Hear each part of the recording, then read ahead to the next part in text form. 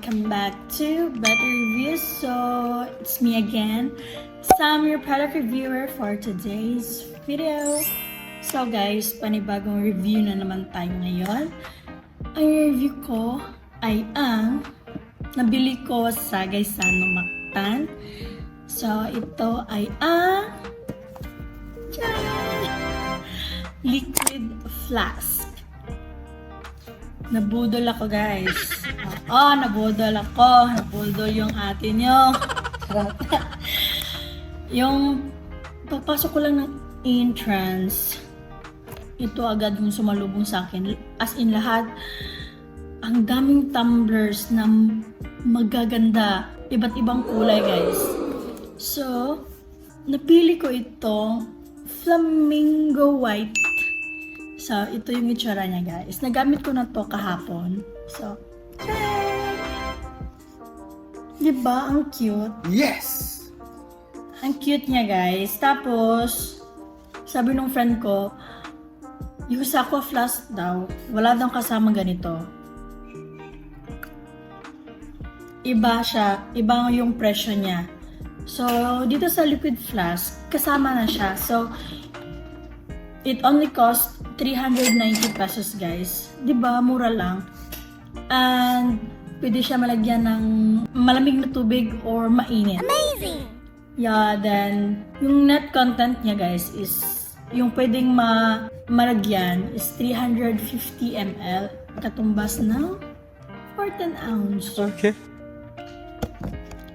So, guys, na-try ko na to kanina, but I failed. Nag-use kasi ako ng microphone na maliit.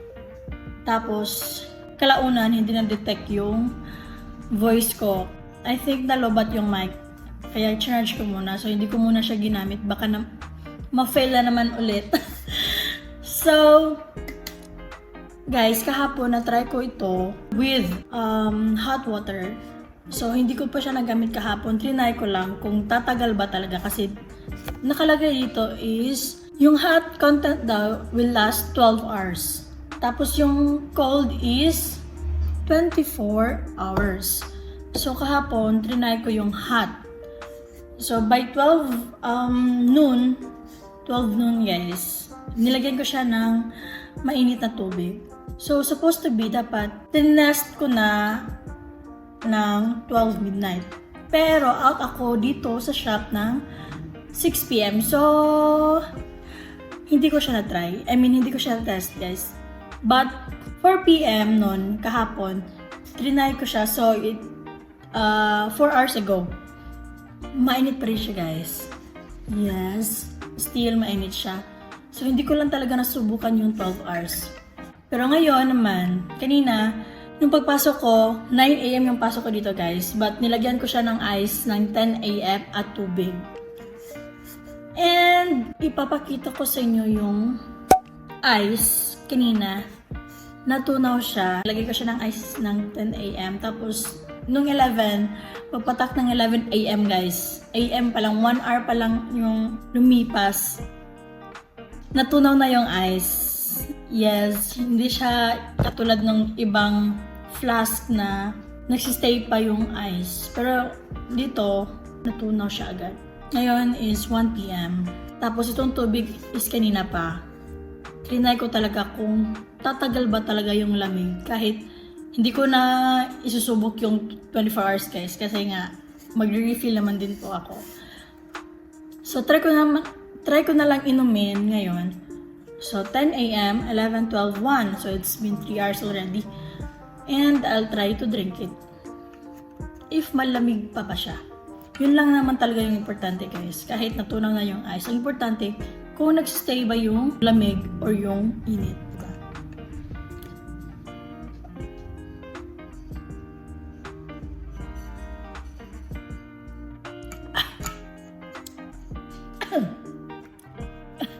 Grabe, guys. Yun yung hinanap ko. Do, pasok siya sa akin. Kahit mabilis lang matunaw ng ice. Kasi may ibang flask, may nakita ko review, may ibang flask na hindi talaga natunaw agad yung ice. Pero sa akin natunaw agad. Pero yung lamig, tumatagal pa naman. So, grabe. Kahit wala akong pera kahapon guys, binili ko talaga to.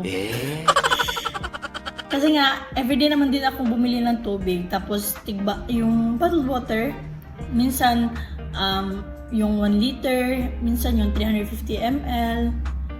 So, ginawa ko, bumili na lang ako ng tumbler para refill na lang ako, diba? So, mas tipid pa rin. And it's super, you know guys, essential to sa atin ngayon kasi nga ang init ng panahon. Yes! So, I like the color guys, so cute. And may design siya dito. Ang cute talaga niya guys. Maraming color available nito guys. Pero ito yung napupusuan ng mata ko. So, if I'm, although, by the way guys, it's a double walled. Nakita niyo naman dito. It's a double walled and it is stainless steel guys. So, worth it pa rin.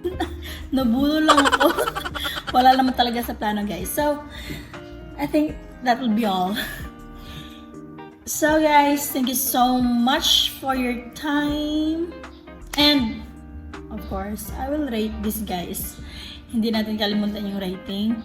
So, I will rate this 8 out of 10.